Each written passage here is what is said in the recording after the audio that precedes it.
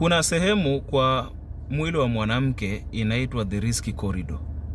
The risky corridor kila mwanamke ako nayo.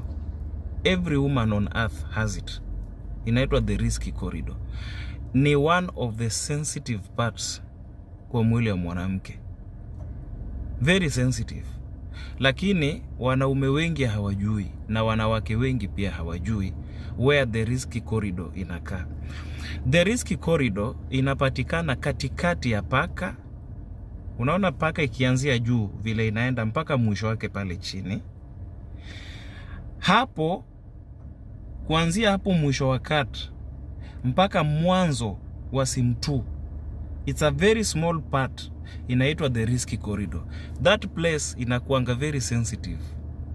Na haifai kusuguliwa na kidole ama kitu nyingine. Inafaa kusuguliwa na kichwa ya doshi ama ulimi.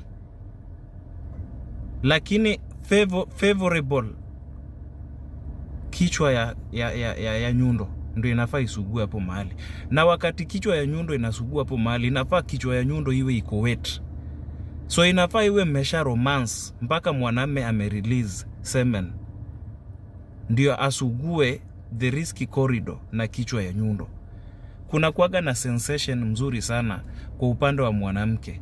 Anasikianga a very nice sensation wakati nyundo inasugua the risky corridor.